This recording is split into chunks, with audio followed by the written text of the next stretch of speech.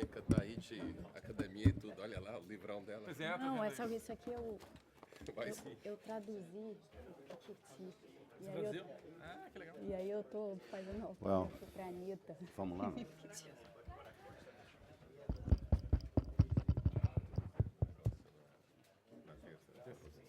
Good morning. I'd like to start.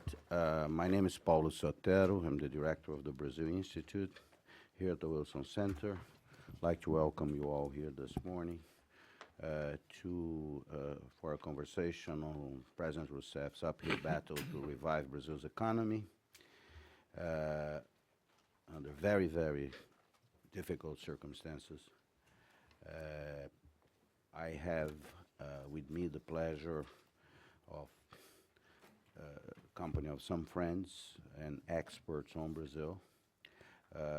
Let me start by letting you know that Mauricio Moura, I think, will be eventually with us. He was on a flight from São Luís in Maranhão to Brasilia that is probably touching down right now, and he will join us. But in the meantime, I will present the poll the survey that he ran last week on people's reaction erspectations in terms of what's happening in the economy in Brazil. I have with me the pleasure of Ernesto Araújo's company. He is currently our interim ambassador to the United States as Minister Consular and Chargé d'Affaires at the Brazilian Embassy. He will be soon joining Minister Mauro Vieira, who was ambassador here and has now the post as foreign minister in Brasilia. Thank you very much, Ernesto, for being with us. Also with us, Monica de Bol. She is an economist. She is most important to us. She is a global fellow here at the Brazil Institute, the Wilson Center, and has been helping us very much understand this moment in Brazil. I will not read the bios of everybody. You have them. I assure you they are highly qualified to do what they are going to do here today.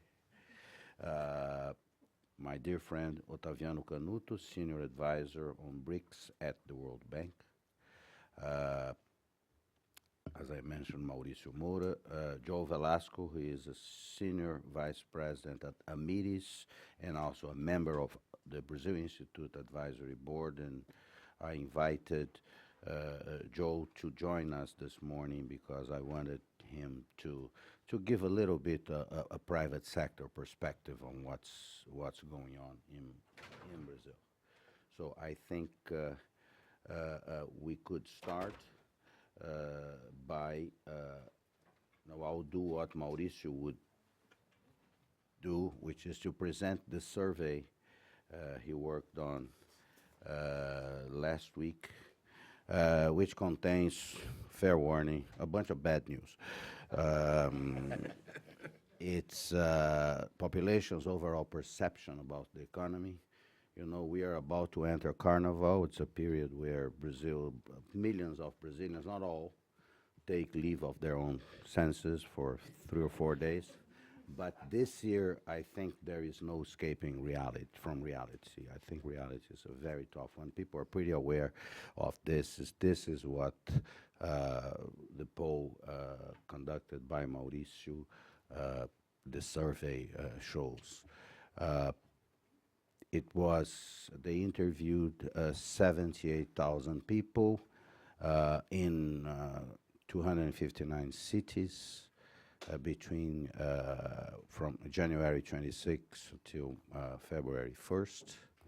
It is a system that Mauricio uses called the Automated Response Unit at this polling concern he runs. Here is the first finding. 75% of Brazilians believe that employment in 2015 will be much worse than 2014. Uh, this is significant because you may recall that full employment was one of the positive arguments used during the presidential campaign that we had last year. So this picture, at least it is the expectation of Brazilians that this picture will change. It will change may change quite dramatically. Also significant is that respondents from the south of Brazil are most pessimistic about employment. And then from the Northeast, Brazilians from the Northeast are a little bit more optimistic. This is also significant because, most of the South, where the bulk of the workforce in Brazil is, voted with the opposition in last election. So you can see here some indications where political tensions will rise from. 34% of young Brazilians are a little bit more optimistic about employment. I think I'm missing something here in terms of in terms of inflation, but it's coming. I thought we had it as first slides. When it comes to tax increase, 38%. What happened here? I don't have the right. Let me see. Okay. Prices are right. Yeah. This should have been the first slide probably. 86% of Brazilians believe that prices will keep rising. This is kind of worrisome because in a country where inflation inertia has been, very much part of the picture, and I hope Monica can, go deeper on this. This expectation of rising inflation is a very, very bad news for the economic team charged of stabilizing the situation.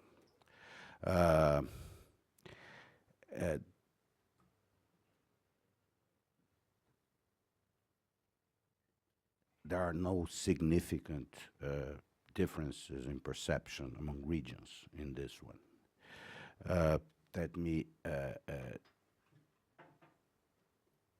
This is another, obviously, a point of concern. 90% of Brazilians believe that salaries will not keep up with inflation. So you just imagine the potential for social tensions here, for demands for unions and others insisting on wage increases. That will be a very tough for the Workers' Party, by the way, that has traditionally carried those campaigns in Brazil.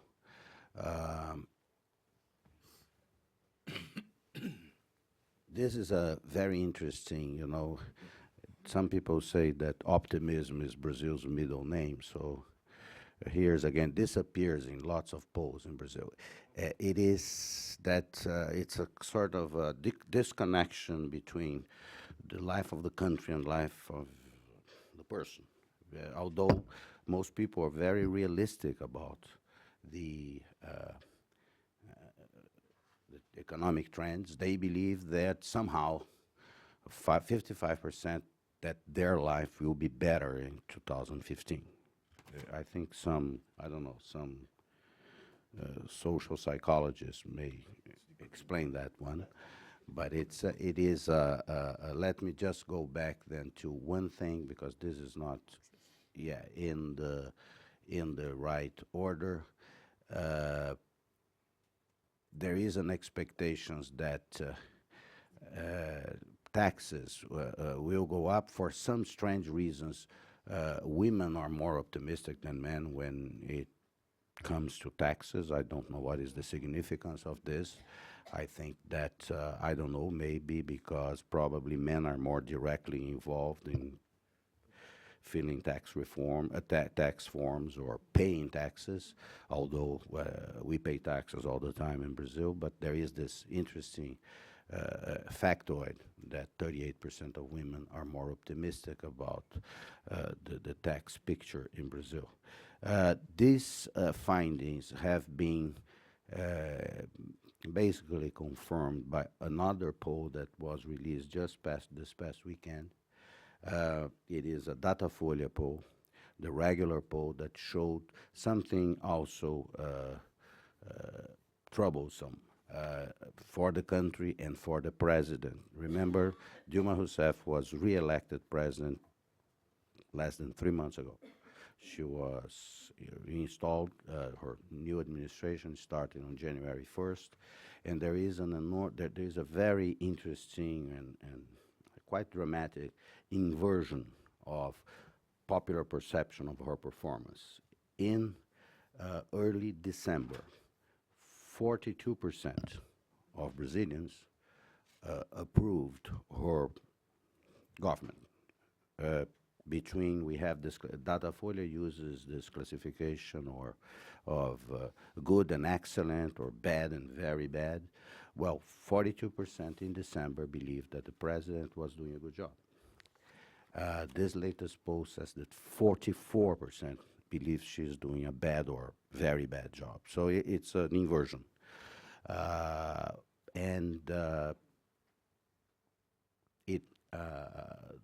From news reports,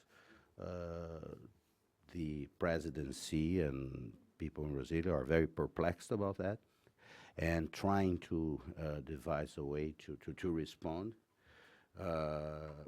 The government itself is sort of paralyzed, not only by this, by the bad news like the ones I just mentioned to you. As you all know, there is a major investigation on corruption going on in Brazil.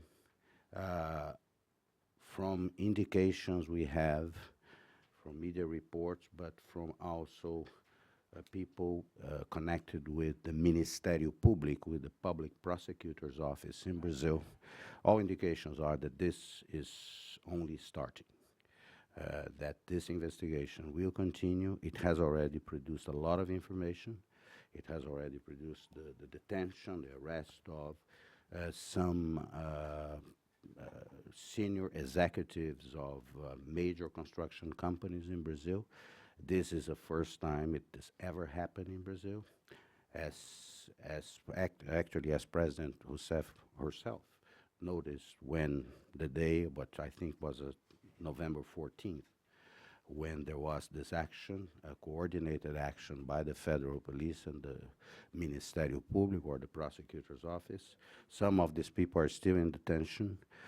Plea bargain agreements that are now used in Brazil have produced a wealth of information regarding actions of former senior officials, executives of Petrobras, and there are issues related to the very accounting, the very balance sheets of Petrobras. The company has not been able to produce so far a third quarter balance sheet that can be audited and approved by its, I believe it's Price Waterhouse. In the midst of all this, the president had faced also political division. The Congress and the lower house in Brazil elected as the Speaker of the House a politician that the President herself and her team identify as an adversary, Mr. Eduardo Cunha from Rio de Janeiro, PMDB. PMDB is the main coalition partner of the Workers' Party.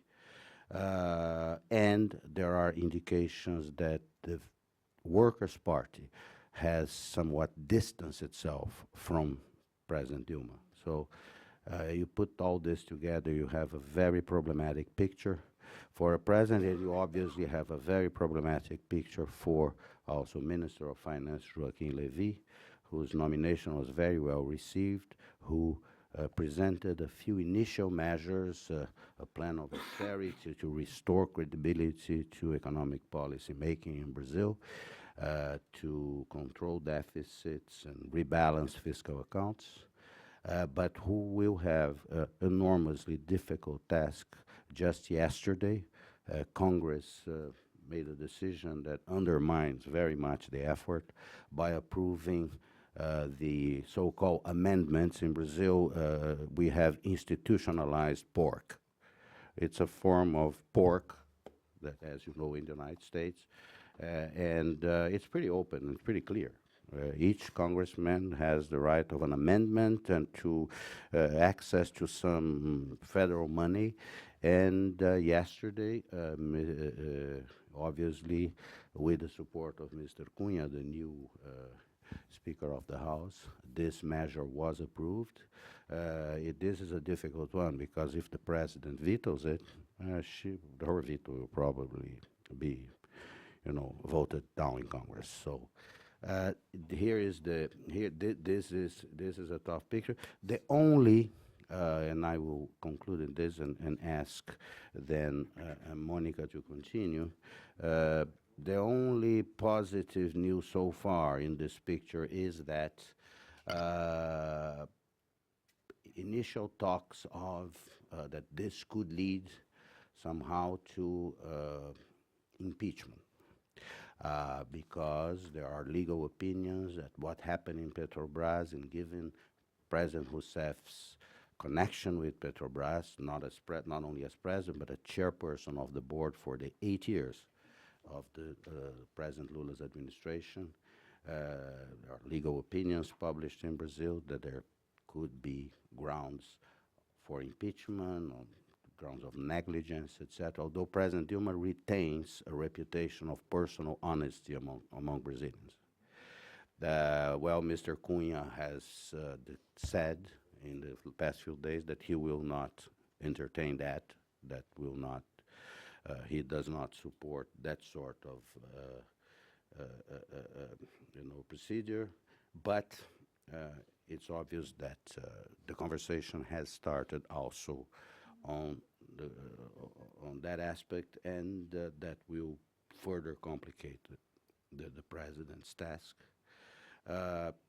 So with that bleak picture, I would like to ask Monica to start us off by digging a little bit more on the economic picture and what, the enormously difficult challenge Minister Joaquim Levy faces.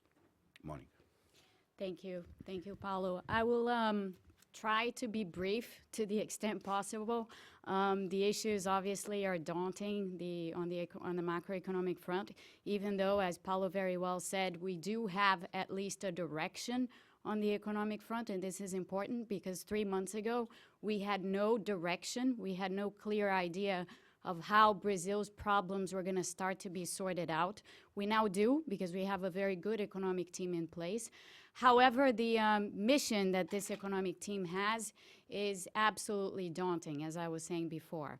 And I want to pick up on Mauricio's chart, this chart, the 86% of Brazilians that believe prices will keep rising. There are a couple of things to say about this. The first thing is that, as some of you know, what has happened in Brazil over the last few years is that for a number of reasons, the Brazilian government has kept a lid on some very important prices, prices such as electrical rates, electrical tariffs, prices such as fuel prices, prices such as transport tariffs, and so on. And we are now in the process of readjusting these prices. Obviously, these, let's call them price controls for lack of a better expression, but these price controls obviously have taken a toll on different sectors and have made the situation for different sectors in the economy extremely difficult. The electrical sector is perhaps the most emblematic of them because it's also suffering from climate issues and the fact that there are water shortages and the reservoirs are down. So this is just, an addition, say, adding insult to injury sort of scenario. in Brazil. But nonetheless, the electrical sector has suffered a lot also because of these tariff controls. And these tariff controls are now being retrenched. So the government is trying to readjust all of these prices in the economy. And obviously, this has had a very, very large impact on inflation. So to give you just a sense of how large the impact is, in 2013, so-called administered prices, which represent about 25% of the country's CPI, these administered prices are exactly these fuel prices, these energy tariffs, these transport tariffs. Administered price inflation in Brazil in 2013 was only 1.3%. Very, very low, and this accounts to a large extent for why Brazilian inflation has been kept relatively low, despite, well, it's high, but it's still within the inflation target range. But this explains to a large extent why inflation was able to stay within the target range. What we are talking about now, according to the latest central bank projections, is that these prices, these administered prices, the 25% of the CPI, these prices are probably going to go up somewhere by about somewhere around 10% in 2015. So you can just imagine the kind of problem that this generates and the kind of bad feeling that this generates in the population, because we're talking here about transport tariffs going up, about electricity rates going up, and this obviously feeds into this very negative outlook for inflation that people generally have, and which is so well illustrated in these charts. This said, of course, what one expects is that these price readjustments are one-off adjustments. So in essence, what I'm saying is that inflation will go up. This is the good side of the story. Inflation will go up this year. Likely, it may exceed the 6.5%, which is the target ceiling. It has already done so in January. Inflation is running at slightly above 7%. However, we can expect that, as the central bank has been saying, by 2016, inflation may be coming down, especially because economic activity is not doing that great. And we have, as I was saying in the beginning, a very, very clear direction for policy making in Brazil. Monetary policy and fiscal policy are, for the longest time, are now working together and are working in the same direction. So this is a positive for inflation. This said, we do have the inflation inertia problem in Brazil that Paulo mentioned, and I want to say a couple of things about this. Over the last 4 years or so, maybe slightly longer, inflation has been persistently close to the 6.5 target ceiling. So that means that inflation has, on average, been running at about 6% a year over the last few years. And the problem with that is that Brazil has this very, very entrenched mechanism of indexation.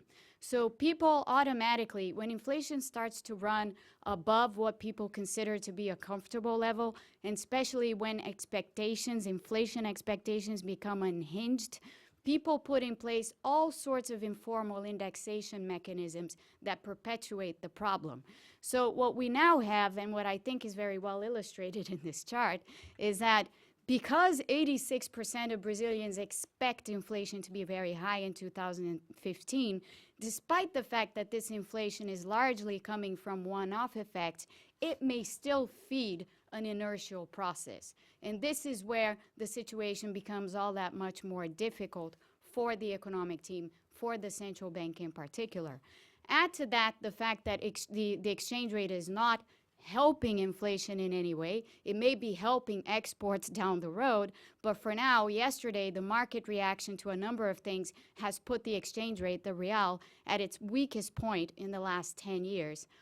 This is very, very telling. It is the first time it has happened in the last 10 years. It was not this bad even during the 2008, 2009 financial crisis. So it's very telling the point at which the exchange rate's at and the way that markets have been reacting. To kind of wrap it up, on the fiscal side of things, 2014, and the last time I think we convened a panel, we still didn't have the 2014 numbers for the fiscal, but the 2014 numbers for the fiscal accounts have been especially bad. just to give you an idea, and I won't talk about, well, I'll mention the primary surplus, but before I mention the primary surplus, let me mention the nominal deficit. Brazil had a nominal deficit in 2014. This is revenues minus expenditures, all expenditures, including interest payments on debt. We had a nominal deficit of over 6.5% of GDP last year. This was just about the worst performance. Well, it was the worst performance among emerging markets, but if you can believe it, it was also among the worst performance within developed economies that, as we all know, have their debt burden problems, are undergoing very stringent adjustment measures and austerity measures and so on. So just to give you, again, the sense, in 2010, the nominal deficit in Brazil was about 2.5% of GDP. It was edging up to 3.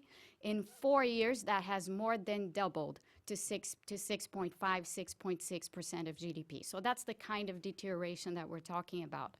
Also, we had a primary deficit in 2014 of about 0.4% of GDP.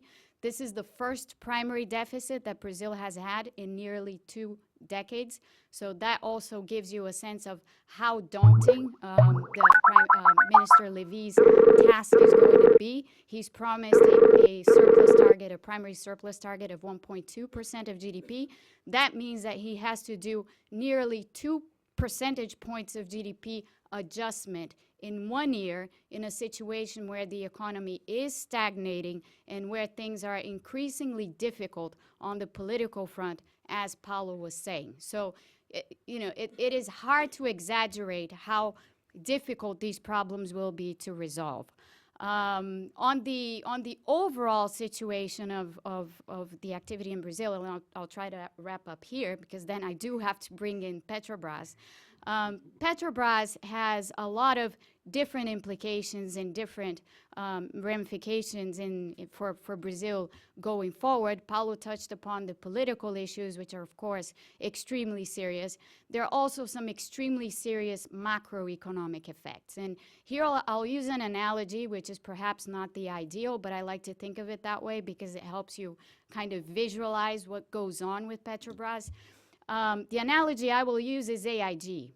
If you can think about AIG in 2008 and 2009 during the financial crisis, AIG was a hub in a very complex financial network. And when AIG went bust, that had all sorts of cascading effects, direct and indirect effects in financial markets and in the real sector of the economy as well, because of course that's where all the financing was taking place. The analogy I want to make is that Petrobras, in a sense, is like AIG. It's a hub. It's a hub in a very complex and intricate production network. You have a lot of supply chains that are linked to Petrobras, and if you go all the way back, if you try to trace all the steps back, you end up in the financial sector just the same as you would expect. Now, given that these things are so complex and so hard to analyze, and whenever you have a hub problem, this becomes so difficult for people to actually get their minds around. What is happening at the moment is that the Petrobras effect is really very, very hard to quantify economically, and because it is very hard to quantify economically, the country has sort of gone into paralysis. So there's a lot of paralysis within these production networks simply because Petrobras is a hub in them. There's also a sense of paralysis because it is difficult to quantify the effects of Petrobras. And to finish off, and just to add one thing, which I think is insult to injury, we do have, these very high risks of electrical rationing in the country. We have these water shortage problems. All of these things bite directly into people's sense of well-being, and hence it is no surprise that the latest polls, the latest opinion polls concerning President Dilma have shown, this complete dissatisfaction that people are seeing. Let me just make one final sentence. I promise this is the final. Just to end on a positive note, I think the Petrobras situation has brought to light things that are not new. It is not, anything new what's going on with Petrobras. It has happened over the last few decades, that Petrobras has been used in such a way. The positive note that I want to add, and I think Paulo touched upon this, is the fact that at least the one thing we can say is that institutions in Brazil are working, and that's a plus. So we do see institutions working. We do see an economic team that has a very clear sense of direction. We do, however, have obstacles ahead and a situation ahead that is extremely difficult to resolve. So with that, I'll end here and pass on to my colleagues. Well, thank you very much, Monica. I see that Mauricio is in Brasilia. And Mauricio, I presented here, and Monica also commented on on the survey you produced. And so since you have been in Brazil for the past few days, I mentioned, and Monica just mentioned the survey, the Datafolha survey also. I would like to ask you, to give us your impression. I know that you sent me something the other day about your evaluation of the scenario,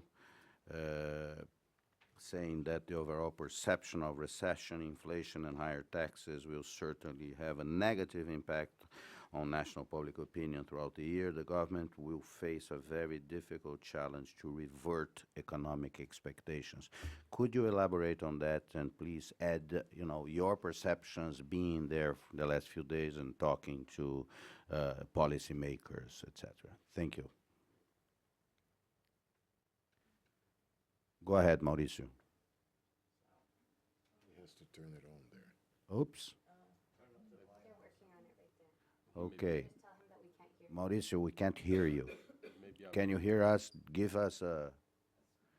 Yeah, okay, now, let me see. While they fix this, I'm going to ask, we'll continue, and I'll ask then Ottaviano to go next. Ottaviano was very much a part of the government in the first Lula administration. He was the international secretary of under Minister Palocci, International Secretary of the Finance Ministry, and obviously he has first-hand knowledge about the conduct of this public policy in Brazil. He knows the actors. He is now at the World Bank after being also at the Inter-American Development Bank. Ottaviano, give us your sense of, how those challenges are faced within the economic team. What are, do you think, the likely reactions, their range of options? All right. Yeah, because I converge fully, 100% with what Monica said. Just one thing, my hypothesis for the schizophrenic 55% of Brazilians optimistic about the future has to do their own future. Yeah, but it has to do with how Corinthians is shaping up to be a world champion this year. For those who doesn't know this, Corinthians is a soccer team. It's the best. It's a kind of a religion we have in Underscore Brazil. the. And he is Lula's team, and it's okay. As Monica very aptly welcome Okay, go. approached, in the short term, the Brazilian economy is undergoing a triple whammy. First, the depth of the policy correction to be implemented is even worse than we expected. The figures coming out from regarding the fiscal accounts were even worse than what we were expecting, and Joaquin and everybody else was expecting. The latest data on industrial manufacturing performance has also been worse than expected, and so on. And if we compare with the topics that we discussed here, much even prior to the final result of the election, one could even say that the affinity of thoughts is so great with respect to what we discussed that all the packages of our discussion here have been implemented. Look at the correction of the regulated price, You look at the fiscal tightening to support the monetary tightening and so on. But the fact is that the challenge is even bigger than we expect at the time because of the lousy figures. On top of that, we have one caveat. Of those topics that we discussed, the only one, the policy component that is still lagging a little bit is the exchange rate adjustment, which is taking place now. At least we have nowadays better synchrony between fiscal and monetary authorities because the unwinding of the foreign currency swap will be a key component and with different objectives from both sides of the spectrum, but at least we have some discussion, but it will come. But the second whammy is as much Monica approached, the car wash operation and the secondary effects of the investigations on Petrobras, because it goes beyond the Petrobras network. Given the key role to be played by the companies, the building companies involved in the scandal, the effects, the secondary effects in terms of paralysis, are reaching not only the oil chain of production, but also concessions and corporate finance and so on. And this was, as we discussed last year, one silver lining that we had for this year, namely a pipeline of investment projects that were scheduled to take place this year. And the third, as Monica also pointed out, is the water and energy supply constraints. Some of the simulations that I have seen, they point out to something like if push comes to shove and Brazil has to curb the electricity consumption by 10%, that would have an impact on the GDP in the range of minus 0.5 to 1%. So beyond facing this, it would be impossible for the population not to have the perception. Two final points. What we should pay attention to the outline of an agenda for growth that has been little by little presented by the economic team. One of them is the infrastructure. The other one, the increasing reference about improving the business environment in several respects that do not necessarily depend on Congress. And third, the committee that has been set up to scrutinize and to implement a public expenditure review. And these three pillars may well constitute an agenda for growth that will little by little help change the mood on the private sector side. In the short term is pain and adjustment. Well, okay, let me try Mauricio now. Mauricio, are you ready? Do you hear us? Yes. Yes. He doesn't.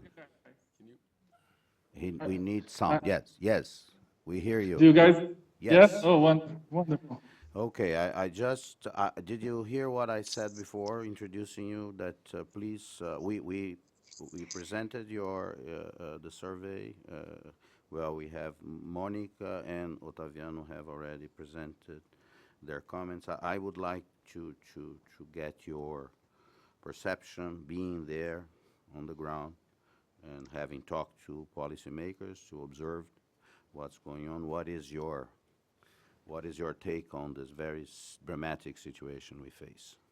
No, first of all, I don't agree that Corinthians' performance relates to happiness in Brazil. That's my first, because no, I am São Paulo, and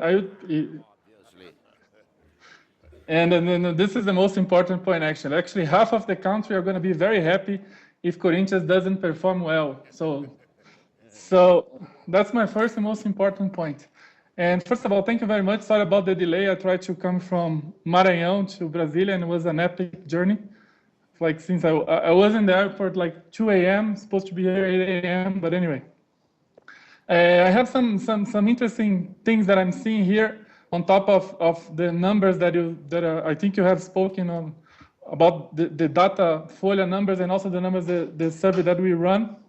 I think the first point, there is a sensation in the core electorate of Dilma. The core voters of Dilma right now they are feeling that the raise in tariffs, the raise in the electricity bills, the raise in the gas prices. This is something that was not, they were not counting on when they voted for Dilma, and is something that, for the first time I went to Maranhão, São Luís, and I heard people complaining about the PT, complaining about Dilma. This is a big change from the election, and this is what also is reflected on that 44% disapproval rate that she has at Datafolha. And also Datafolha surveyed about if people thought that she lied during the campaign, and the majority of the respondents said that she felt that she lied during the campaign, especially on the economic side. So this is something new. And what I heard from the PT, and they are gonna do what they did twice when they were in the government in crisis situations. First time in 2005, during the Mensalão crisis, that they reconnected with the core voters and they put the social agenda on the first priority in terms of communication, in terms of relating with the voters. And that was the critical turning point for Lula during his first mandate. During the 2013, during the protests and massive, first thing that Petit did and the government did was try to reconnect all those core voters. They're gonna do the same. They're gonna start talking, especially with the class D, the low-income voters right now, and this is something that I hear from different sources in the PT. So the focus is gonna, like crisis management, talk to the core voters and then try to build on that. That's gonna be the first thing that, and Dilma is gonna have a much heavier agenda in the north, in the northeast, in the medium and small cities like she did in 2013. On top of that, Lula is trying to go to many places in Brazil, but not just going one day, like staying 1 week, 10 days, just to reconnect with the basis of the country. And so this is going to be the first step of the PT, to try to reconnect with the core voters. It's not going to be easy at all, because the economy right now is not favorable, like it was in 2005, and it's worse than it was in 2013, and you guys can comment on that. So this is going to be the first reaction of the government, try to reconnect with the real voters that they don't give that many credit for the corruption scandals in Petrobras as the middle class and the voters that are against the PT. So they're going to try to build on that. Having said that, what's happening right now in the House, in the Parliament in Brazil is very interesting. I was talking to a journalist last week, and he asked me who won in the House during the election that we elected the president. It's amazing to say that neither the opposition, neither the government won. This is an amazing result in terms of politics. Right now, I can say easily, and even the government agrees that the PMDB in the House is leading the agenda. The votes and the things that President Cunha right now is proposing are clearly against what the government agenda would be for the first 100 days of the government. And I'm going to give you some examples. First thing that he passed was what they call imposed budget. What the federal government has to pay some projects that from each congressman in each location. So this is something that was a promise of Cunha's campaign to win the presidency of the House, and was his first act. And it's go against the fiscal agenda, go against what the government were willing to accept. Second thing that he's pushing right now is a political reform, and not the political reform that PT wants. There are some cabinets, for example, they want to end the re-election. This is something that are being discussed heavily here. PT wants the campaign finance would be exclusively public. They are proposing something mixed, public-private, and also increase the possibility for regular people to donate as well. They want to pass something that's critical for the political chess here. That's what they call the barrier clause, that if a party doesn't have at least 5% of the total votes, it doesn't get a seat in the House. and this is something of part of PMDB strategy, because PT heavily invested in building and promoting new parties, because more parties was easier for PT to negotiate in the House and easier to negotiate with PMDB. They wanted to reduce the PMDB leverage on that. So right now, PMDB is working the other side, try to reduce the number of the parties, tries to concentrate power. And this is a very difficult agenda for Dilma at the moment. Third agenda that they are talking very heavily, President Cunha also tried to put in the agenda to increase the age of the retirement of the Supreme Court members. So right now it's 70 years old, they want to increase to 75. Politically speaking, Dilma would lose 4 nominations in this case, and that has also an impact on Petrolão future judgment as well. And this is most likely is going to pass. So PT is going to lose 4 nominations in the Supreme Court. This is something very important politically speaking. So, and the last one, last but not the least, people are talking about impeachment. I heard that Ibope next week is going to run the first survey about if people agree or not with Dilma's impeachment. This is something that everybody is asking. Last week, one of the most important legal professors in Brazil wrote an article about the legality of the impeachment at the moment with the Petrobras case. But from my perspective, right now, doesn't represent a political game for PMDB to have to work on impeachment of the president. Right now, they are kind of in the perfect spot. They are pushing the agenda, and all the liabilities are going to Dilma. So it's much better for PMDB right now to have like a bloody government than to work on an impeachment that will bring a lot of uncertainty and also going to push the agenda more for a public opinion, not for the Congress. So right now, I don't believe it, that in 2015, you bring like an impeachment agenda in the House. And the last thing, the only reaction, I mentioned the communication reaction of the PT, but in terms of the government reaction, PT is now heavily negotiating the second scale jobs in the federal government. And they are asking, if you want a job, you have to give your full support in the House, in the Parliament. And this is something that are creating a lot of stress as well. So in summary, of course, I'm going to leave the comments of the economy to the specialists there, but it's a unique combination of public opinion clearly against the PT, and then they're going to react, and you need to react fast. On top of that, there's a unique political situation. The defeat in the election of the president of the House was a huge defeat for the PT. They were not expecting that defeat. So it's a very interesting, very complicated scenario for President Dilma. What I heard from people, from some congressmen, that it's going to be very hard for the economic team to push any agenda of fiscal discipline right now.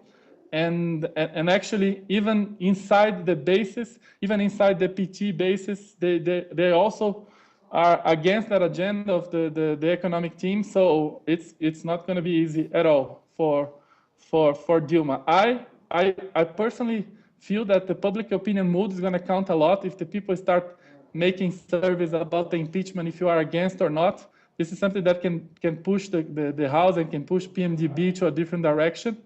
But at the moment, this is a very nice situation in terms of leading the country. And right now, I can easily see that PMDB is leading the country, is pushing the agenda.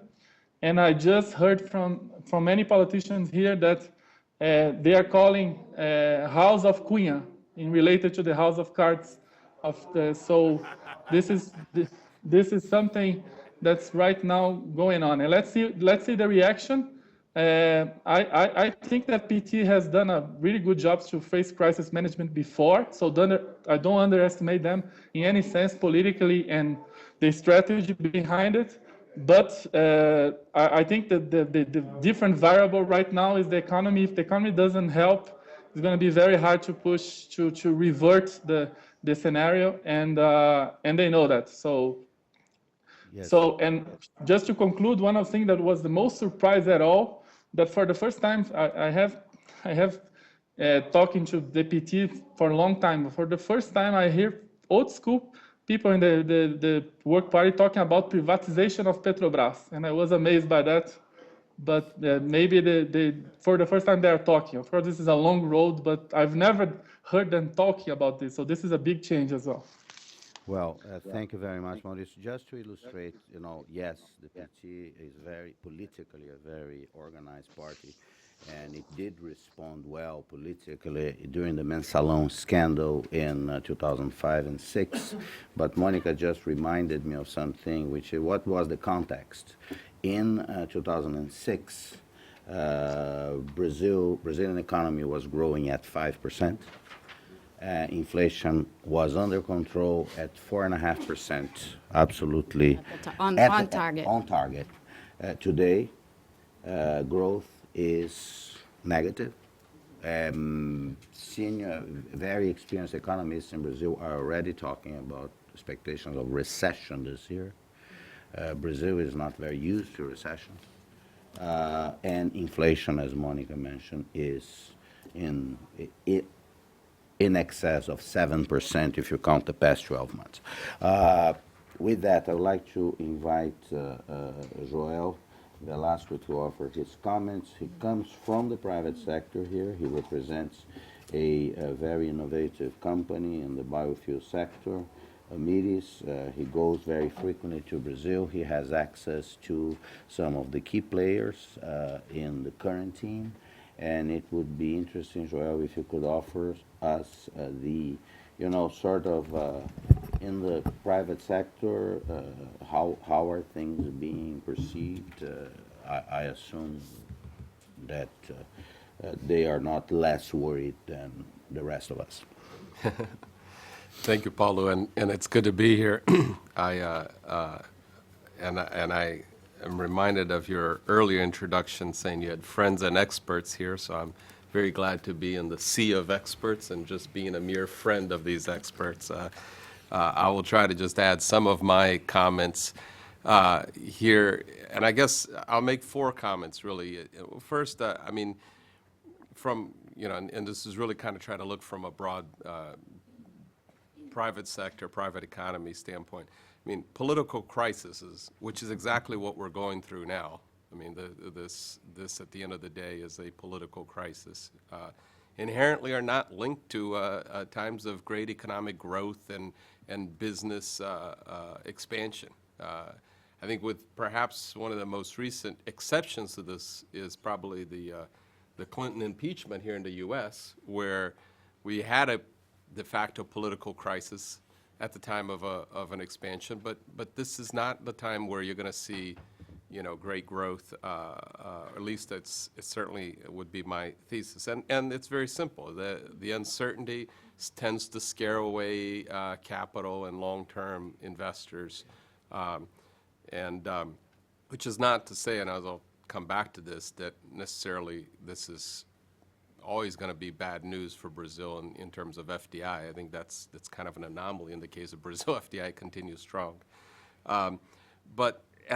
So that's kind of the first point that we just have, it's part of the problem of a political crisis is that the economy pays a price because businesses get a little scared. And I fundamentally subscribe to this issue of Petrobras. I actually think you didn't use this term, Monica, but I would say Petrobras has systemic risk in the economy, and this is just the same analogy. And I'll come back to this because I think if you look at from that lens, you have to think of how do you deal with this crisis at Petrobras, recognizing of the impact it's going to have on the broader economy.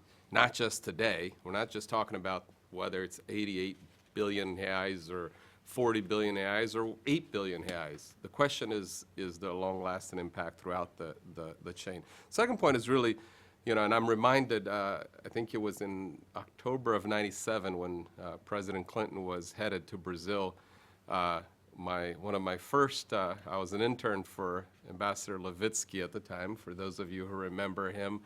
Shortly after I'd been an intern, he got some deep heat water because the Department of Commerce had put out a report on the heels of Clinton coming in, and the term was that in Brazil, corruption was endemic in the Brazilian culture.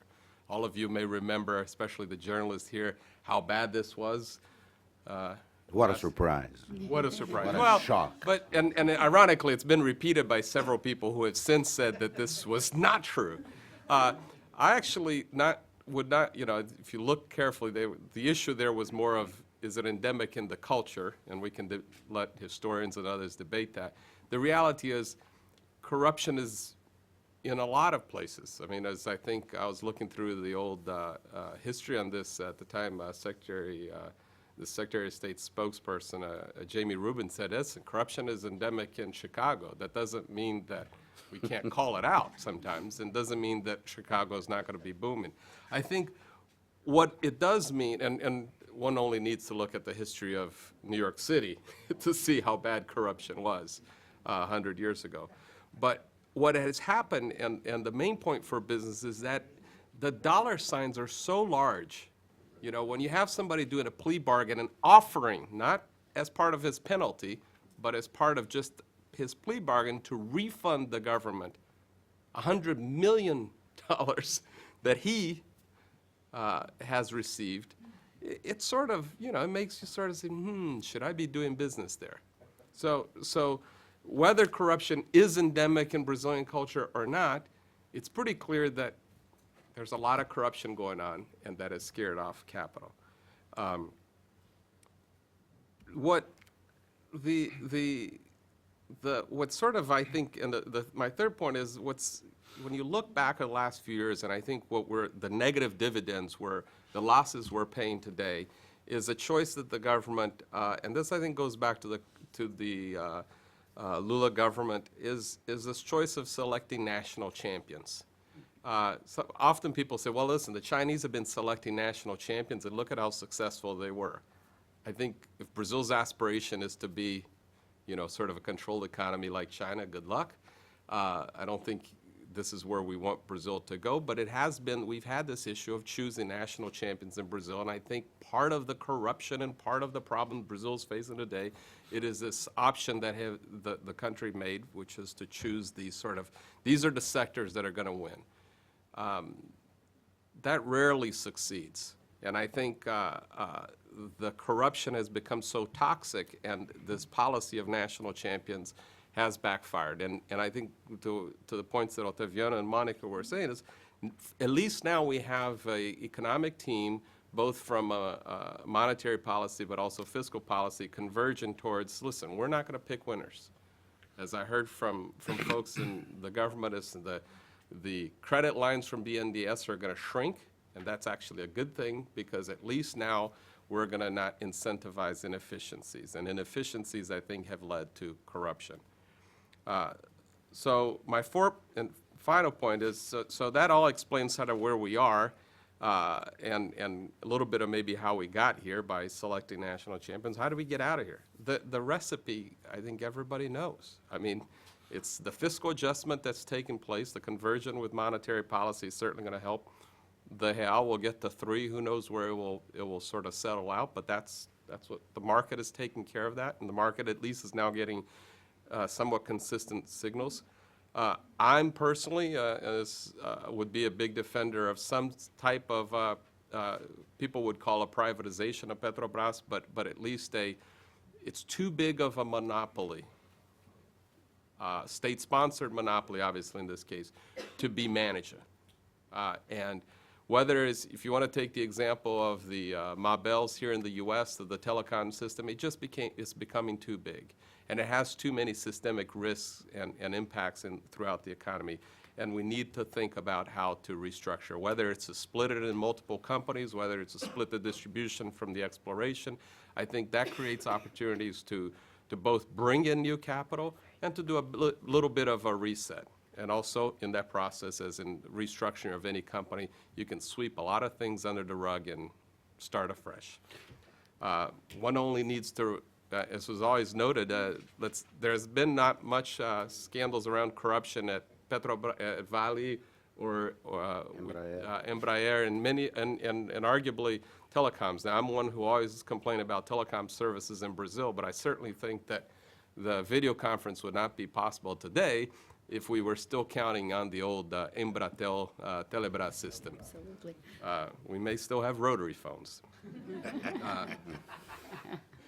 The other things that, the part of the recipe is a tax reform. I realize that probably some of you are going to smile, says good luck with that, but that is fundamentally the biggest thing that could change Brazil. I think the short-term costs would be huge, but a massive reduction in taxes is needed. Give you one simple example that's close to our company. Today, we can make a renewable jet fuel in São Paulo from sugarcane, and we pay more taxes on that product than everybody else who would either make it from a fossil or imports. Now, we're making it 100% from Brazil, but we pay more taxes to do it locally. And by the way, we're losing money, so it's not because we're paying high taxes because we're profitable. We're paying 40% of our product that we're still losing money on because we're at early stage is taxes to the government. So guess what one business decision is? We're not going to produce or sell locally because I'm not going to get paid to lose money. The last two things is really, and I think there you got to give credit, at least from the rhetoric, that the continued investments in education and health. I think those are going to be long-term. I think that is the real, especially on education, the long-term drag on Brazil's growth.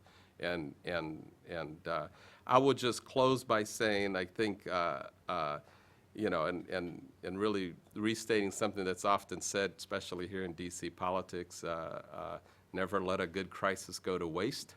I think this is a good time for Brazil to take advantage of some of these difficult moments and find some of the bargains. Obviously, we're not going to have this year a privatization of Petrobras or a tax reform, but that debate needs to begin taking place. I think some of the lessons of triangulation, for those of you who were here during the Clinton years, is probably one that Dilma needs to figure out, is how to play her party against her party and triangulate with some of the opposition to get some of the small wins.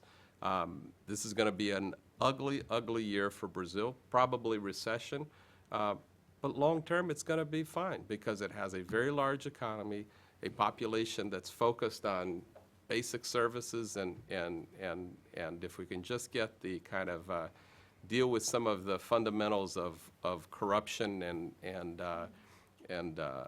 solid economic policy, I think we'll be fine in the long term, and that's why I think you see the FDI numbers staying pretty constant in Brazil, which is going to be the way to do it. So I'll stop there and maybe we'll have some questions. Still projected at around $60 billion, I think, which has been consistent with the past few.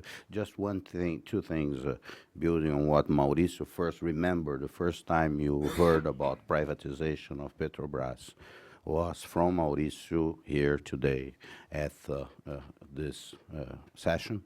And I remember also something, there are some scholars in Brazil. I heard one guy from Brasilia saying some months ago, in a seminar in Wisconsin, saying that, remember, we always do what you least expect. So keep hope alive. We are very creative. Brazilians are very creative and normally do not use crisis in a very productive way. Now, I wanted to pass the floor to Ernesto Araújo.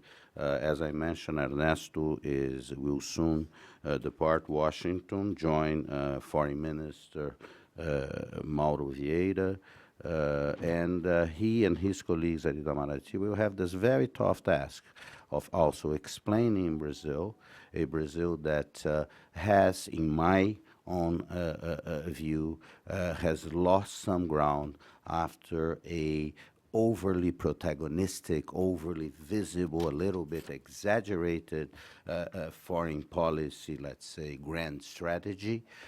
Foreign minister that is now facing the problems of a shrinking economy and a government that has to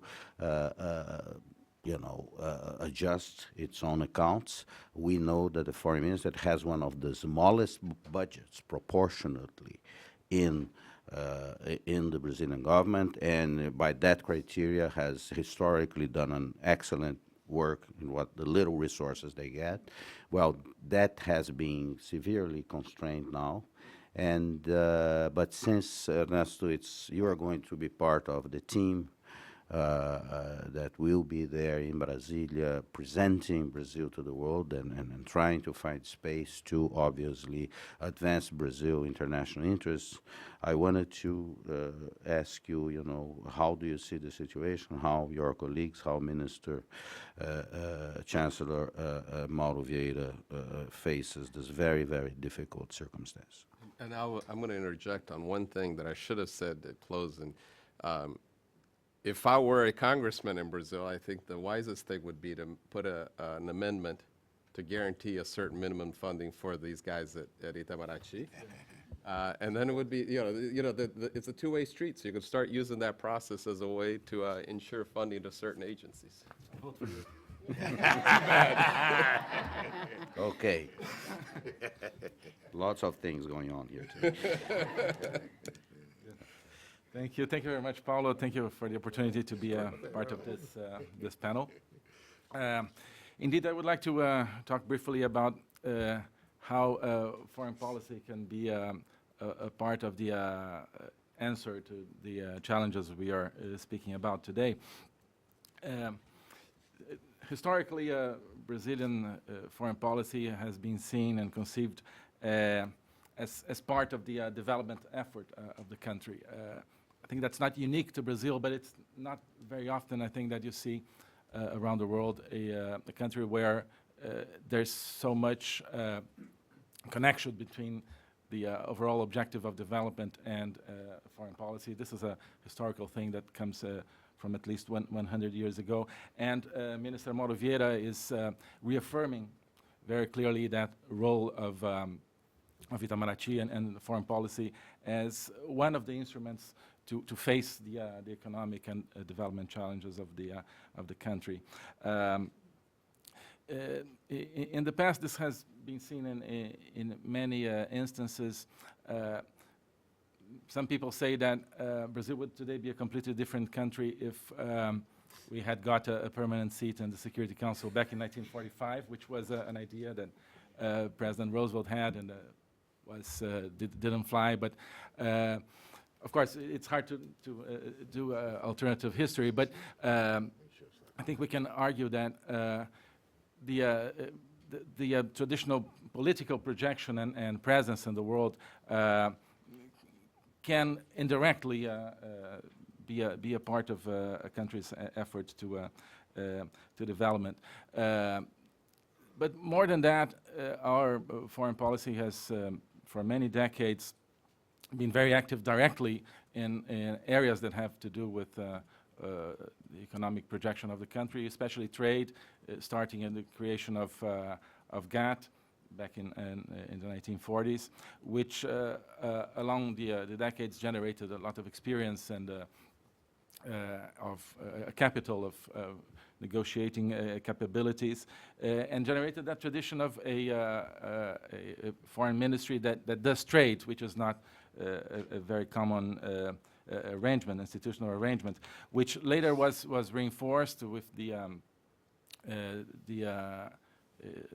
attempts of a more independent foreign policy in the 60s, which, by the way, also you can argue that it was part of the origin of the IDB, for example, with the Brazilian proposals in the early 60s during the Kubitschek administration for a more integrated hemisphere, and that led to the idea of a Pan-American Development Bank. So in many points in the past, there's also the famous bargain, if you can say, of the Brazilian entrance into the Second World War and the investment, the U.S. investment that allowed for the creation of the steel mill in Volta Redonda, which was a big part of the industrialization process. So in different moments in time, you had that sort of attempt at connections between the more traditional sphere of foreign policy and development. In the 1970s, this was reinforced with the creation of the Trade Promotion Department in the Foreign Ministry, and especially later in the 90s with Mercosul, which was derived from a political project championed by Itamaraty and became an economic and trade project. This tendency was reinforced to the point that you could say that in Brazil, Itamaraty Foreign Ministry is also part of domestic policy and doesn't do only foreign policy. Because of that participation in trade negotiations and regional integration and other areas, Foreign Ministry is part of the domestic discussion about how to grow, how to be more effective economically in the world, how to be more competitive. Of course,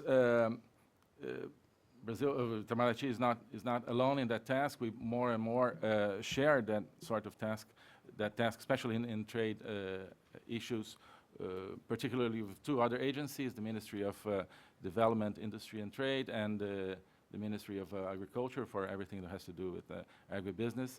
By the way, Minister of Development, Industry and Trade, Armando Monteiro, arrives in Washington today for a series of high-level meetings to explore an agenda of trade facilitation and of promotion of reciprocal trade and investment. But I think you can say that looking back, that sort of active projection of Brazil in the world, the attempt of being a global player, has never done any harm to our economic interests.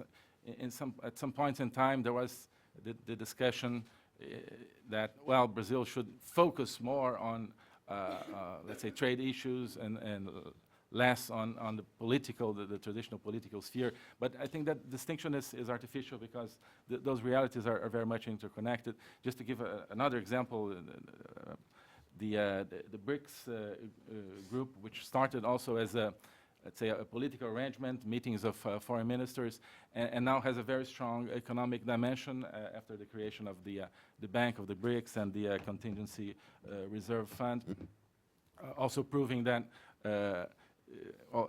everything is political and economic at the same time. But what is the agenda today, especially in what regards to trade? Well, first, I think this series of issues that brings Minister Monteiro to Washington, everything that has to do with trade facilitation. I think trade facilitation should not be a minor aspect of trade policy. It can lead to very concrete results. There are many lower hanging fruits that are easier to do through facilitation than through the heavier machinery of trade negotiations. In terms of regulatory harmonization or convergence, which can really create opportunities for business and for investment. There's the decision, the backing to continue in a very strong classical trade promotion activity around the world. Of course, we need money for that, but as far as we can do with the little resources that we have, it's very important to keep with the traditional export promotion and investment promotion activities. The whole agenda of innovation is tremendously important and should grow through the interconnection of research institutions and private companies. That's, of course, something that's obvious in the U.S. atmosphere. In Brazil, is a little bit less obvious. So we have to work very hard through our diplomatic network to try to capture more the innovation flows that are going around the world, especially in the U.S. and other advanced economies, of course. In order to, it's not transfer of technologies, participation innovation processes that can, of course, lead to better to competitiveness and to productivity, which is a big part of our agenda. And of course, as I said, the heavier trade negotiations. First, the multilateral ones. Brazil is one of, I think, of the countries that still defends the orthodoxy of multilateral negotiations at the WTO. We don't want to see the WTO splintered into a lot of plurilateral arrangements, because that's not what it was supposed to be. It's not what leads to a level playing field and to a development agenda. So Brazil will still be tremendously active in trying to bring the WTO back to its vocation, and especially the Doha round to its vocation to help development. And the sphere of preferential negotiations, we have to see what allows Brazil to open markets and to open trade and business opportunities. If it's new facilitation arrangements, we should pursue them. If it's tariff arrangements, we should pursue them and have to explore. But without the illusions that trade pacts, trade arrangements can, from one day to the next, change a country and transform Brazil into a much more productive or competitive country. We should maybe become more productive in order to profit from trade negotiations, and not necessarily the other way around. Brazilians are very optimistic, as the study shows, but Brazilians are also very skeptical, right? So I think we're a country that tends to see sometimes the other side of the coin, and this very flashy conception of trade negotiations as something that would bring a country out of all its difficulties towards modernity and whatever. It's not something that is very much in Brazilians' heart, I think. But of course, we have to explore all the possibilities very, very clearly. And I don't know if I have the time, but I would like to. I'm of course not an economist by training, but I'd like to say a little bit about the economy as a whole, the domestic economy. And I think one of the things I think I learned about the economy is that the economy is economics, or the economy is essentially about time. So I think no particular set of policies can be right forever, right? Some policies work, but one day they stop working, and then you have to look for something else. So either the idea of a state that's very present in the economy, or the idea that the state should be more absent from the economy and trust more in the market. Everything works for a time and then ceases to work, and maybe that's what's going on today, is the look for a new development paradigm in Brazil after some avenues have been closed, which were important in the past, right? I don't think we should just say, well, everything was wrong, but because somehow Brazil came all the way here from a very backwards economy 100 years ago to the 6th or 7th largest economy in the world, with all the problems. But this has to do with a set of policies that for some worked for some time. But of course, it's hard to change a paradigm, especially a paradigm that is based on a very heavy presence of the state in the economy, because you have a political process, and what you need is basically for the state itself to abstain from the. It's very hard, right, politically, because the tendency is for governments to want to do things, and I think it's not a debate only in Brazil. It's also a situation that you see here in the U.S.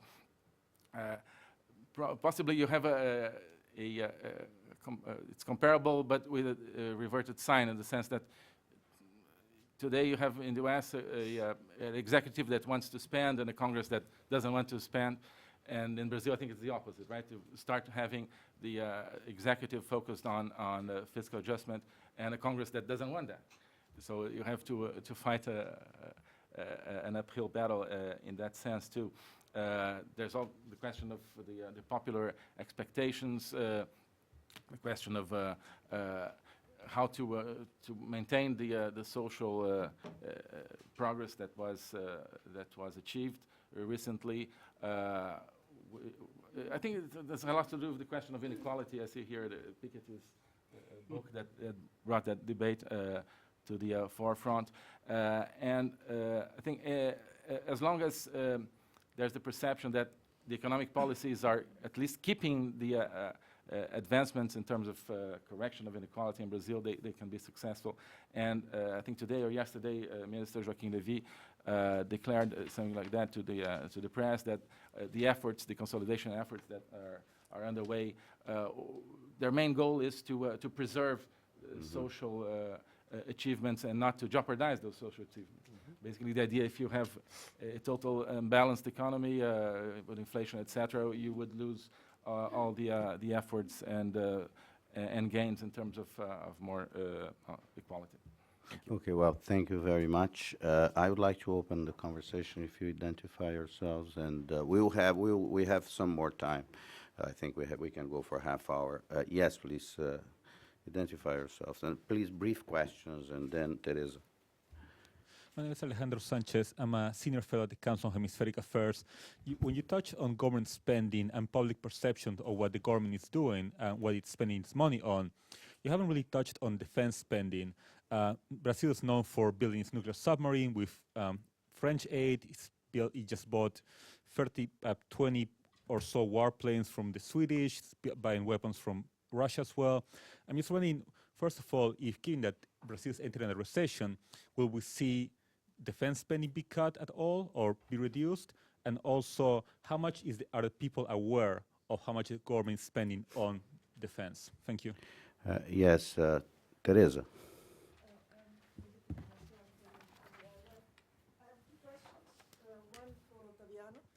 Basically, can you elaborate a little bit more on the positive growth agenda, how you see it and how you see the chances of it continuing in this difficult political environment? And the other question is for Joel Velasco.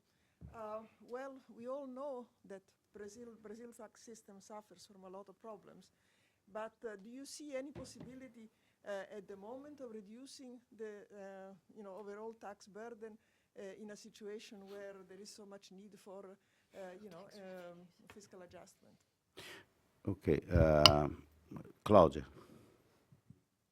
Trevisan from Estado de São Paulo.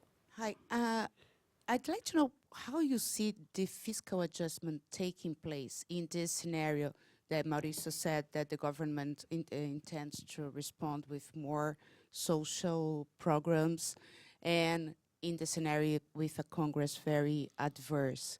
And if there is no advancement on the fiscal adjustment, what will happen?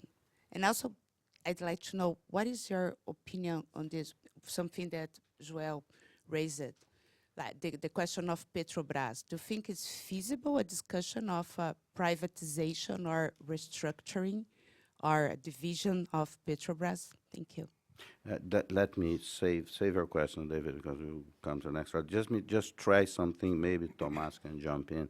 But defense spending, which is proportional to the budget, it's not very significant in Brazil, but has been also affected by the cut.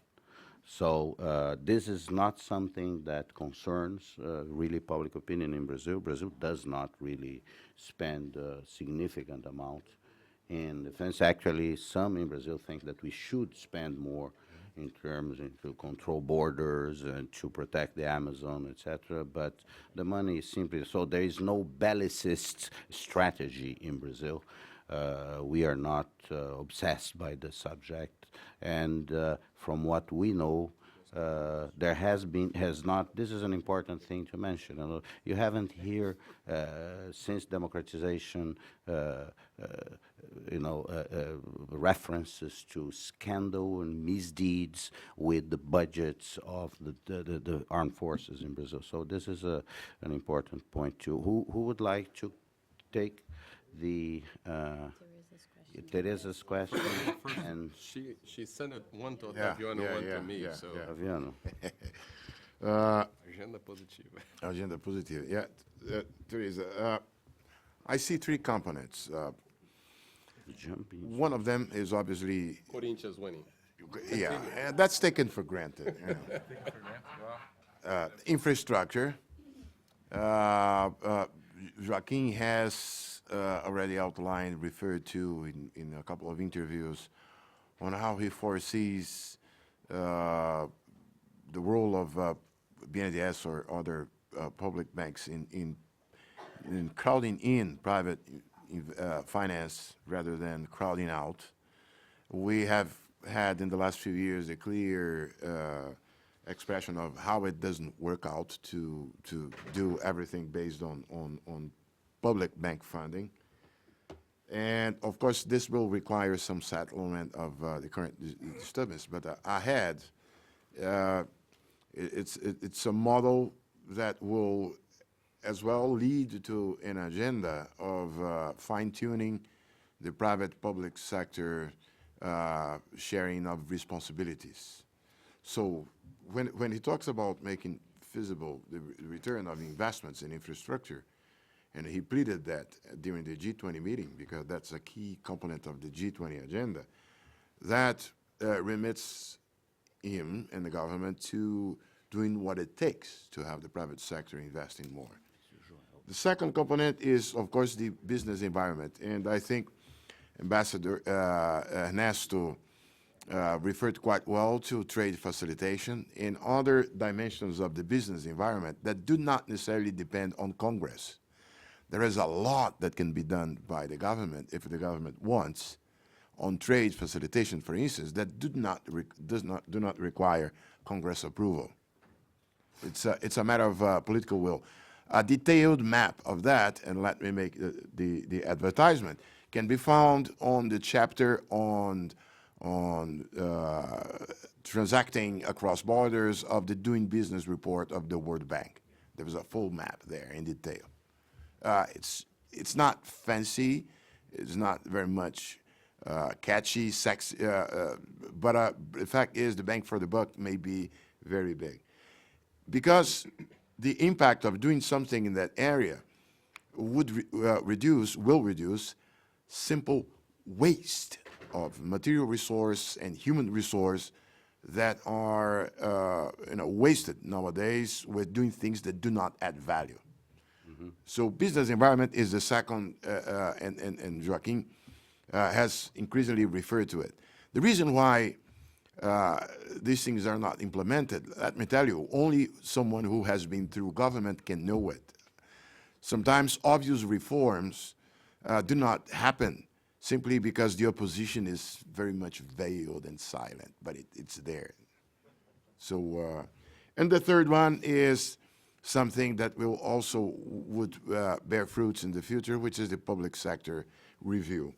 In this regard, see, the question is, I understand the economic team cannot open up entirely the full agenda as of now, because that would maximize the number of fronts on which it would receive the friendly fire. So it's wise to do each thing at a time. Okay. Which is just to kind of conclude that, which is one of the beauties of not being in government, where we get to kind of opine as to how it could be, right? I mean, I think, you know, on the question about the tax system and tax reform, as much as everybody would love to see actual aggregate tax reduction, I don't think anybody in the business community would expect that that's actually even, it's a pipe dream. The more, I think, huge challenge, but I think the starting point is, it's just a simplification. I mean, we just need there should be no reason that every company's largest department in Brazil is the tax department. And I can speak for a company that has, 150 people in Brazil. Our biggest, and heavy on R&D, our biggest cost center is, guess what? Accounting and taxes. And that is not to say that, the tax should go from, the U.S. taxes for businesses are high. But the issue is, at least it's pretty clear, you can predict and you can work with it. And here, that's the issue. And I think, it's very easy to say from outside, because I think the demand that, you know, and Minister Levy's made it pretty clear as he picks Hashiji to run his Receita. He's, you know, here's a guy who's very good at collecting money. And that's what Brazil needs to do. But what we need to do is at least make it more transparent. Will there be a political pact over it? I'm, you know, I think it would be too much of a pipe dream at this point to say it's going to happen in the short term, but I do think it generates credibility, because as the lower classes, especially the C classes in Brazil, have been moving up, they've begun to feel taxation, and they've begun to understand what this means. And this becomes even more apparent as Brazil has begun to open its economy, because, you know, one only knows how many iPhones and iPads we brought into Brazil, just largely as a way to help a friend here or there not have to pay exorbitant prices, which primarily due to taxes. On the Petrobras thing, I think, Claudia, I would just say, I mean, you know, part of it, maybe it's the role of the media to drive that debate and point out how some of the other privatizations that have taken place. And privatization, I realize in Brazil is kind of a really negative word. And Petrobras, you know, one could say is semi-private or so forth, but it's really breaking up very large companies that have systemic risks. And Petrobras, I think, comes up with that. And it's not breaking up to say the state is not going to be a key role player in it, but at least we're going to generate some competition. And I think there are plenty of examples, whether it is, you know, as I pointed out earlier, the Mabel, the telecom. Let's remember Standard Oil was a fully blown private monopoly in that case, but its breaking up has generated a lot of benefit. And I would venture to say that because of the place where we are in world oil prices today, you know, it's reasonable to expect that there will be some consolidation in the global oil industry. I mean, if you look back, all the mergers we've seen in the past of big oil has always been when oil prices are either at an inflection point. And one only needs to look at the losses. So this creates an opportunity. So can we build multiple companies in Brazil out of this one and be stronger as oil prices come back up? So that would be my 2 cents on that. But I'd encourage the news media to help drive that debate, since I'm sure it will not be the government who will be driving that debate. Okay, Monica on Claudia's. Okay. Before I get to Claudia's question, let me just make one point in reference to what Taviano was saying about the agenda positiva, about the positive agenda.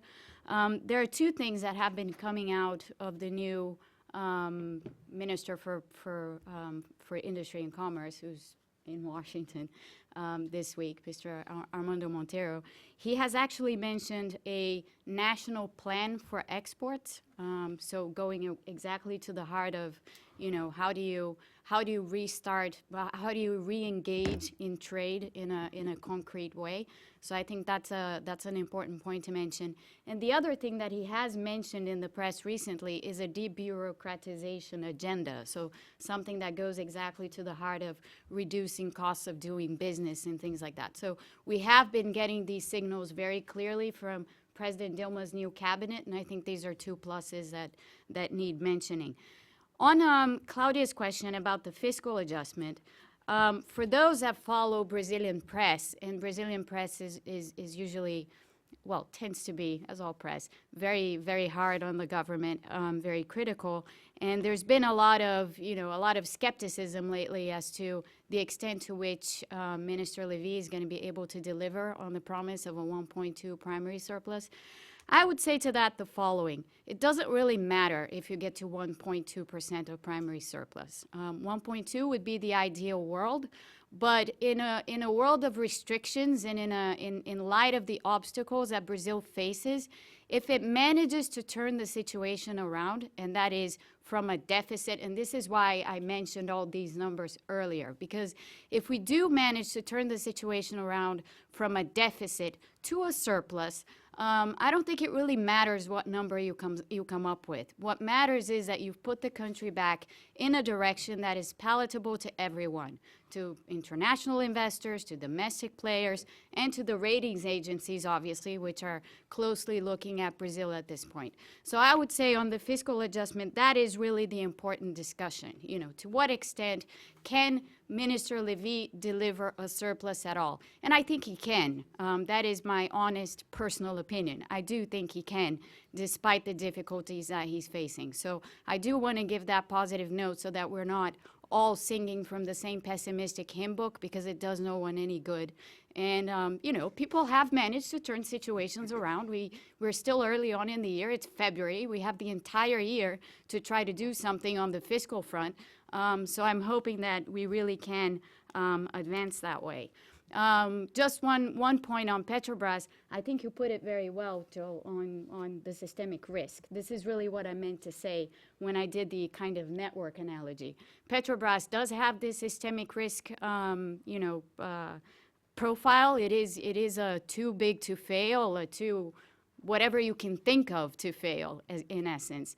And because of that, it does bring a lot of systemic risk to the economy. So this discussion, you know, what is to be done to Petrobras? Do we go the privatization route? I think before we even think about that, we have to go to the professionalization route, which is something that's not happening at the moment at all. It's actually gone the other way. And what we do need to see, first of all, is a professional board and professional leadership in the company. That's where it all begins.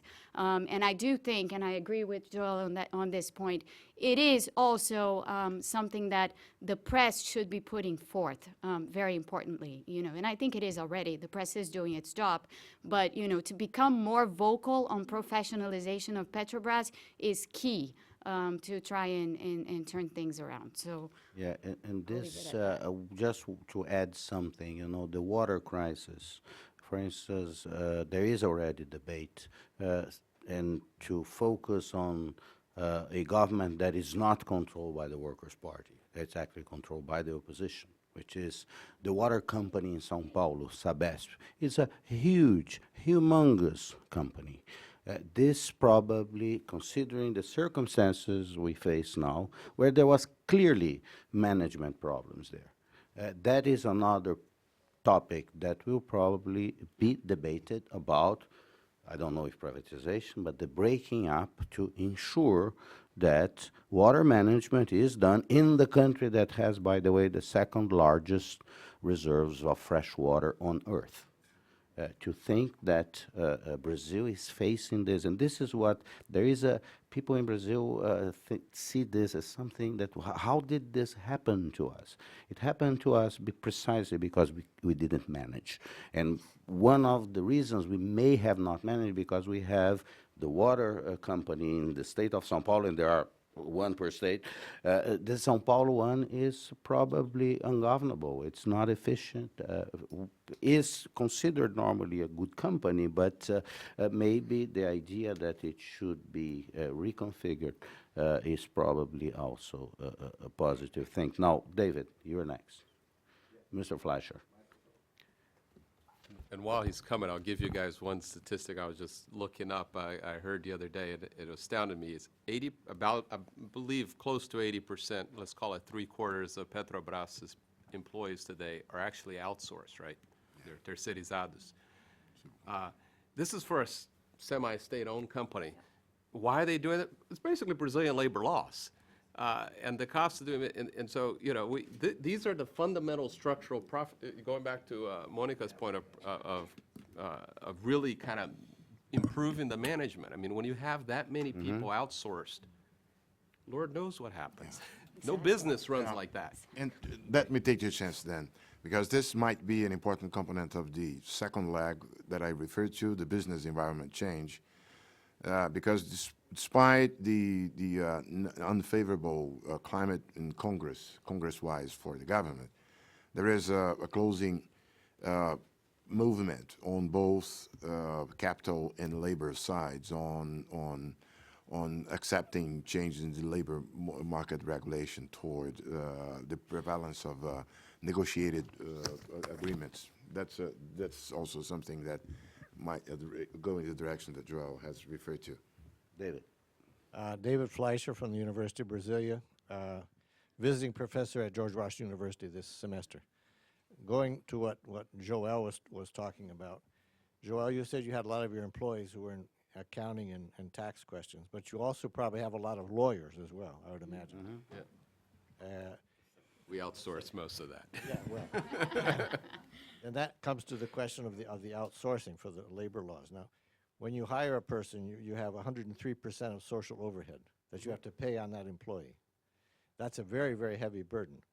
I'll ask the Americans here present, do you know what the social overhead costs of hiring a person here in the U.S.? We have just as many, in fact, more employees in the U.S., right? And I mean, it's a lot less. But the social overhead is probably, what, 40 or 50%? Yeah, I'd say a third is, yeah.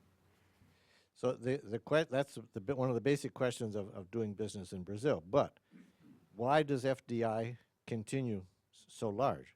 Because the profit margins in Brazil, perhaps not your company, but profit margins of many companies in Brazil, especially multinational companies, are very, very high. You take the auto sector. The auto sector profit margin here in Brazil is maybe 2-3%. But in Brazil, the profit margin is maybe 20 or 30%. So big difference. Inherently because of the There's inefficiencies. also something else. There's also something else. Part of the accounted for FDI is not FDI. True, that's It's true. money collected through bond issues, through subsidiaries That's that true, that's entered. true. So every time people talk about the size of FDI, but I take it with a grain of salt, because Yes, part a of big it grain of is salt. not. Now, for Ernesto, I have a very nasty question. Brazil is part of Mercosul, for good or for bad. Behave yourself, David. Mercosul has been negotiating with the European Union for 20 years for a trade agreement. Do you think that's absurd? What may come of that? I know that he doesn't think that is absurd, but with Next that. question? Yes, no, go. Go, Ernesto, go. Yeah. No, I was, well, actually, when we started, it was 15 years ago, 1999. 1994 was the first, okay, so 15. Well, I was there in Brussels, by the way, when we opened the negotiations. But I think it has to do with the question of expectations, because Mercosur believed that it would be a free trade agreement with everything on the table. And I think the Europeans conceived the agreement differently, as an agreement where basically Mercosur would give the market and the European Union would give the prestige of having an agreement with the European Union. Okay, and so and more or less the question of skepticism that I talked about. So that we didn't have back then. I think the Mercosur side had a little bit a different perception what was on the table, and over the years we tried to correct a little bit of that. But there's a fundamental misconception regarding basically the agriculture issue, and it's very difficult to have on the table a meaningful agricultural component from the European Union. Yeah, no, services, I mean, it's basically a consequence. Of course, that's the way our side sees it. The Europeans would see it with a different logic, I think. But I think it's very clear that all the efforts that the agreement would imply from Mercosur in terms of services and industrial goods, we can't sell it at home if we don't have a meaningful agricultural component. And that's I think the original sin of the negotiations that we were trying to atone for, if I may use a religious metaphor. But I think that's the core of the difficulty. I'll offer a little, bipartisanship of criticism to on this Mercosur issue. And I'm reminded of President Cardoso. I think one of his not so fortunate views was, I think, it was in one of the Canadian discussions over initial FTA agreements in Latin America. And I believe the quote was something, free trade area of the Americas is an option for Brazil, but our destiny is Mercosur. I think fundamentally, that was the wrong view then. It is today. And I think we're seeing the dividends. And I think this has transcended the policy, and I think, just what you saw with Argentina and China is a poor view that the thing is dismantling. And I think history will not judge that arrangement well, certainly not in the situation the economies find themselves in now. A lot of people will tell you that Brazil should be very, very careful, but it's not left out or left behind. It's now left out of everything. Not only with the EU, but the US No. is about to do a trade agreement with the European Union. And it's left out, and Brazil's left out Oh, of let's- Mercosur. Yeah. Just corrections another and clarifications. The United States may be about to get trade promotion authority. If the United States gets promotion authority, the United States will be about to reach an agreement with the European Union. But first, there is a problem in Congress here.